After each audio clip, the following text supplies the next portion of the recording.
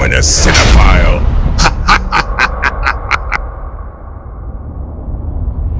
Welcome to my movie and TV series reviews, where I will provide honest opinions of the latest releases. If the movie or TV series is a hit or a miss, be sure to know I will inform you. But if the movie or series is trash, be also sure to know that I will trash the hell out of the movie. I am Dominus Cinephile.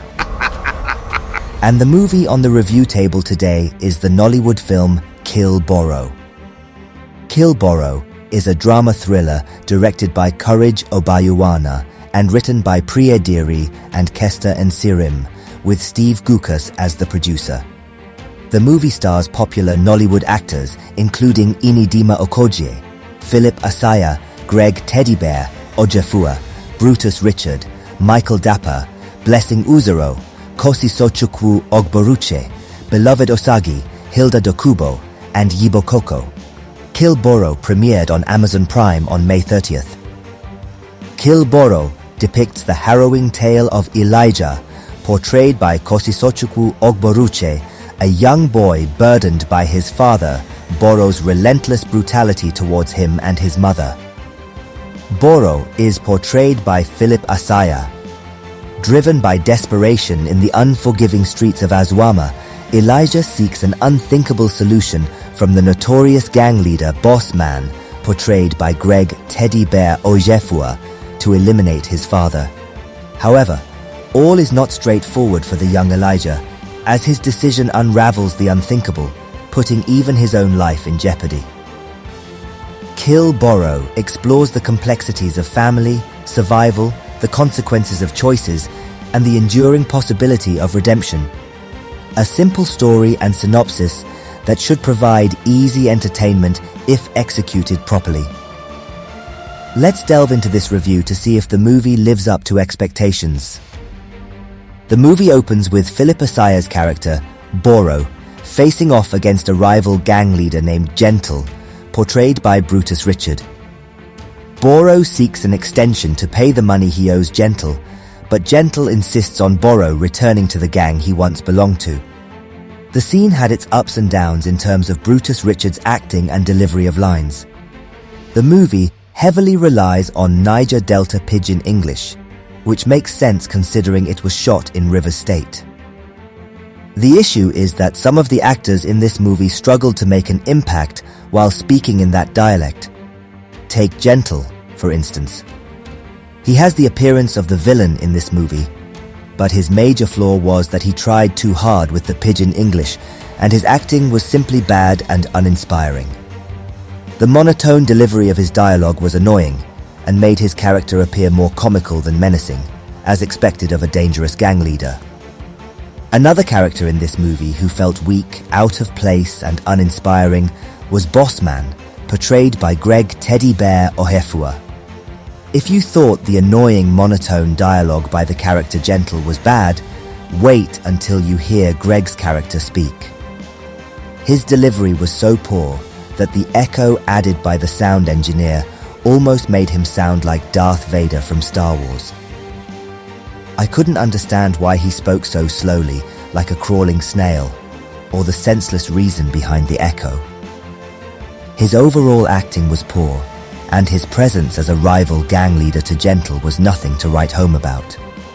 Simple dialogue proved to be an insurmountable task for him to deliver convincingly. His portrayal as a gangster or gang leader lacked believability. There's no discussion of the cast in this movie without mentioning the lead actor, Asaya. He portrayed Boro, and there's much to analyze about his character. First and foremost, I personally believe he portrays almost the same character in most of the movies and series I have seen him in. If he's not playing a thug or a gang member, he's a character heavily reliant on Niger Delta Pidgin, leading directors to typecast him in similar roles. The Edo-born actor, who is also a poet and musician, has the potential to be a great actor. However, his flaw lies in being a one-character type of actor, as is often the case with many Nollywood actors. Boro in this movie was believable, although I still feel there was nothing new in his performance.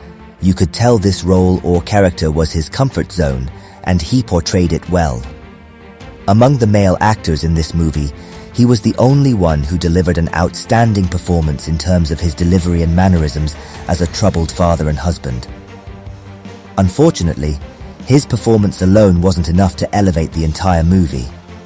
Ini Dima-Okojie portrays Boma, the wife of Boro. Like Philip Asaya, she delivered a commendable performance in portraying a wife in an abusive relationship. There's little to fault in her acting. However, I feel the script didn't do justice to her character, yet she managed to hold her own in this movie. Her on-screen chemistry with Boro, her husband, was excellent. They both complemented each other well. I won't dwell too much on the two child actors in this movie. Kosisochukwu Ogboruche, who portrays Elijah, the son of Boro, and beloved Osagie, who plays his friend, had inconsistent performances. As child actors in Nollywood, they were decent, considering the industry's standards. I've always maintained that child actors in Nollywood don't excel in their craft like their counterparts in Hollywood or child actors from Europe and Asia. The minor characters in this movie were subpar. Their performances were lackluster, feeble, and irritating. It was evident that most of them lacked acting experience or had never acted before. If you remove the actors who played Boro and Boma from this movie, it would be as flat and lifeless as a board. While the movie had a good story that could have been great if executed properly, the slow pace and weak dialogue, combined with a poor plot, resulted in flaws that cannot be overlooked. Now, let's discuss the overall concept of the movie, including the plot, motives, and cinematography. In terms of cinematography, the director held his own, although it was evident that he is a newcomer to the industry. Some scenes were shot with great attention to detail, which added heart to the movie, even though some of the acting and dialogue were weak. One aspect of the movie that troubled me was the motive behind Elijah's strong desire to see his father dead, especially after his dad had shown a positive effort to change his ways for the better. I also believe the director failed to portray a more detailed abusive relationship between Boro and his wife and son. There was only one scene that attempted to capture that, and I feel it wasn't sufficient to immerse the movie's audience in the emotional struggles of a married woman and her son in such a chaotic and abusive household. It didn't have enough impact for me, and I found the sudden change by Boro from an abusive father and husband to a caring one to be too abrupt. The plot holes in the movie were becoming a significant issue for me. In fact, they were becoming more of a distraction, with numerous questions running through my head. First and foremost, we have Elijah wanting to kill his father, while his father wants to save himself from Gentle, to whom he owes. Then, all of a sudden, he decides to sell the watch that his late dad gave him. Now, this is where the plot becomes incredibly weak and nonsensical. Little or nothing is known about this watch, and the director intentionally avoids showing a close-up shot of it, so we don't get to see or know the brand of the watch Boro was wearing throughout the movie. Dude goes to a store to sell the watch, and the buyer tells him it's worth 7.5 million naira, which is roughly around $5,000. Now, the problem with this entire watch plot madness is that the brand of the watch was not mentioned, and when you try to closely examine Boro's hand with the watch, the prop he had on doesn't look like an old, expensive watch. An Omega Seamaster Diver 300 mm watch could have been used, or a replica made. You can't just say, "Oh, the watch is old and expensive," without establishing the brand of the watch, why it's expensive, and how come the dad had such an expensive watch. Once again, the lack of a detailed backstory killed the plot. In line with the plot holes and scenes that simply didn't make any reasonable sense, Boro sells the watch and gets his 7.5 million naira. Now the question arises, is he so foolish as to not go to the bank and make a transfer to Gentle? Why bring all the cash home? It's not like the timeline in this movie was set in the 60s or 80s. Furthermore, how come he couldn't tell that the money was short when he took it to Gentle after his son Elijah stole some of it? It just doesn't add up. 'cause it appears like the director was in a rush to end the movie. I just couldn't wrap my head around the scenes I witnessed towards the end of the movie. Imagine watching the movie and hearing about an imminent war brewing between the two gang leaders, Gentle and Bossman, only for them to finally confront each other at the end with just 8 gang members each. Yes, 8 members each. The whole scene was absurdly funny. Could someone please explain to me why a few of the community folks were involved in rescuing Boro from Gentle? The funny thing is, despite all the talk about a gang war between Bossman and Gentle, the last scene was all talk and no action. Gentle gets shot, and his 8 gang members just stood there and did absolutely nothing. Literally nothing. In summary, Kill Boro had the potential to be a great movie, with a story rich in emotional elements that could resonate with viewers. However, it ultimately failed to meet expectations, falling into the common pitfalls of Nollywood's mediocrity.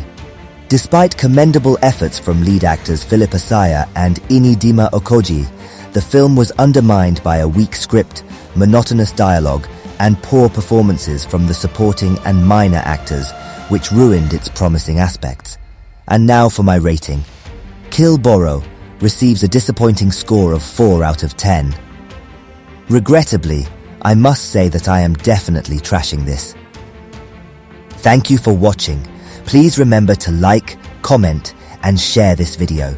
Don't forget to subscribe to my YouTube channel and click on the bell icon for notifications.